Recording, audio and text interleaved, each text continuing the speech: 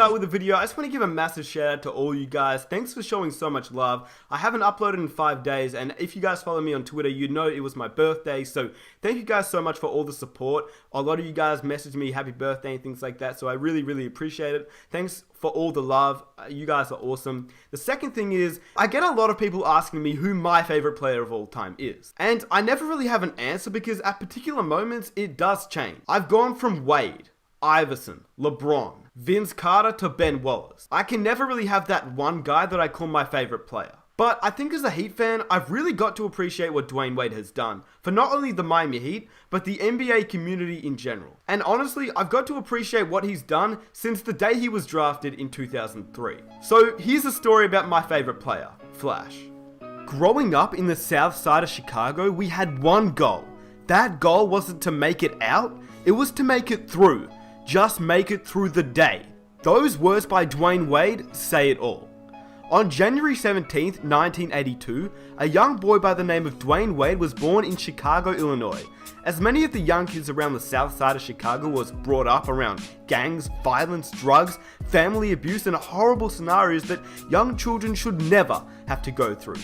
At a very young age, Wade had already witnessed police raids, found dead bodies several times in a nearby garbage can. He quotes, "I've seen needles laying around the house. I've seen my mother shoot up before. I've seen a lot of things my mother didn't know that I'd seen as a kid."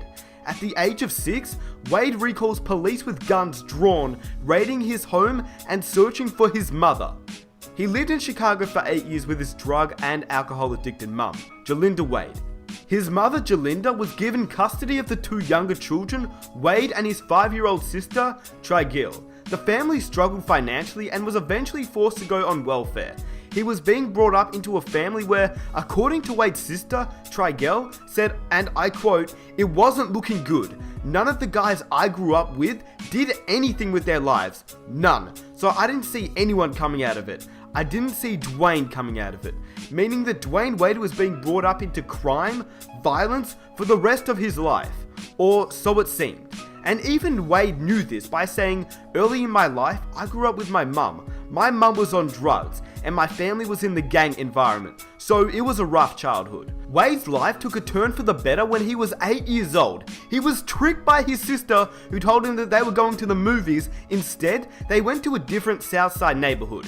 This was obviously the hardest thing, not only for his sister, but for Wade himself. She kind of tricked me. She said, we want to go to the movies? You want to go to the show? I'm like, yeah, let's go to the show. I'm thinking some time with my sister. I remember we was on a bus, and I lived on 59th, and I was was a ride. I'm like, man, we going far, and my father at the time was living on 79th, and we pulled up at the stop, and we got off the bus, and she was like, all right, your clothes and stuff upstairs. I'll be back to get you. I'll be back tomorrow. So I'm like, okay, she come back tomorrow. He just looked at me and he's just like, where you going? I'm like, oh, I'll be back. I'm not going far, I'll be back. I told him I'll be back. I'll never forget his face. I think that'd be the look, because he had no clue. He's just looking up at me like, okay, if you say so, okay. 3 weeks later, I'm looking out the window like, every time a bus pulled up, I'm like, where she at? But she never came back. There is no doubt that Wade's sister left him for the best, which is the sad reality. She was quite brave taking him from home, which obviously wasn't the best environment for a young boy growing up, because as he said, he had no hope. Had she never lied to Dwyane about going to the movies, he may have never been in a completely different place that he is in right now. Wade said, "I got an opportunity to be a kid. If I would have stayed with my mum, I would have been next in line to sell drugs, to join the gang." His sister went to return to his mother and left Wade to stay with his father, who had remarried. The move changed the course of Wade's life, leading him away from the crime-ridden area he had lived in with his mother to now a house full of boys, which obviously was quite different for Wade, who had lived in a house full of girls. Despite the countless hours of Wade being called soft and crying, this was the best place for him to grow up, away from the violence and the drugs, with his mother, to growing up and playing basketball with his brothers. Obviously, it didn't take long for them to realize he had some skill.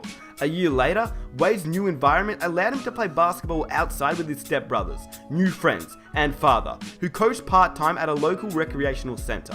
It was here that Dwyane Wade attended Richards High School in Oak Lawn, where his older brother Demetrius had already made a name for himself as a star of the basketball team.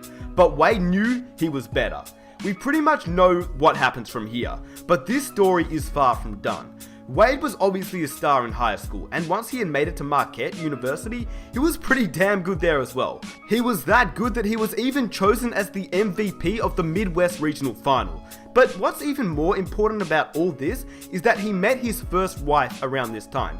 He married his high school sweetheart, Savon Funches. Now for those that don't know about the whole incident there, you're about to find out, but it's pretty sad. But you could also say that this time at Marquette was almost perfect considering what he had gone through before. And I say almost perfect because he was doing well in school, on the court, he was married, he had friends and family he could go, but there was one problem.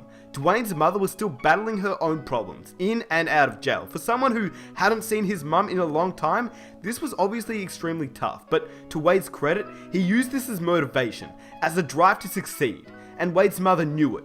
She knew that it was time to give up the drugs as well. She turned herself into the police, and this was the start of a new life, for both of them. Dwyane's drive was to play his heart out to make the NBA and look after his mother and family. And Dwyane's mother had her drive of being there for her son and starting clean. And after 18 months, they were reunited once more. By 2003, Wade obviously got drafted and the rest is history. But once again, the story isn't done. Remember Dwyane Wade's high school sweetheart and, well, his actual wife? Well, there were some problems that had started to arise. We fast forward to 2007, a year after Dwyane Wade had won his first NBA championship. Wade and Savon had two sons, Zaire born in 2001 and Zion born in 2007. When the couple divorced in 2007, a whole lot of issues occurred. It would take a massive 4 years for Wade to obtain full custody of both Zaire and Zion, but this is where the story becomes even crazier. Now obviously there are two sides to every story, and it gets extremely tough when a scenario like this happens because you only know what you hear, and you only have to choose what story to believe or what not to believe. According to Dwyane Wade though, this is what happened. Dwyane says the day before Game 3 of the NBA Finals, his sister, Tragil, was scheduled to pick up his sons from their mother's home. There was no answer. For 8 hours, family members were unable to find the boys and their mother. When Dwyane's sons were finally found, Siobhan was arrested and charged with attempted child abduction, unlawful visitation interference, and resisting arrest.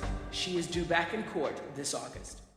Now, obviously, this is a really personal matter, and I'm not intending to break into their personal life, but what I find really incredible is the fact that despite being completely stressed out and worried, Wade went to play Game 3 of the 2011 NBA Finals, where he went on to average 26.5 points, 7 rebounds that series, but in Game 3, he dropped 29 and 11 rebounds, after a night of no sleep, stress, and anger about where his sons were.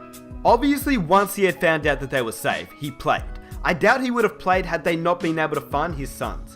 Now, this is the part where you can choose what you want to believe, and I don't really want to get into it because I don't feel like it's necessary, but the fact that Savon was arrested in Chicago and charged with an attempt of kidnapping his kids means that under the circumstances, Wade could have almost lost his kids. But I don't think that Savon tried to kidnap the kids. I just think there was a whole big issue and lack of communication which caused the media to make a huge deal out of it. Plus, the case was eventually dropped, so it's a whole issue that is slowly dying down. Overall, it's pretty insane to think about. Man, honestly, that is one of the craziest stories ever in my opinion. I mean, growing up with a drug-addicted mum, his sister taking him out of his own home to join his father, through a time where he thought he was going to the movies.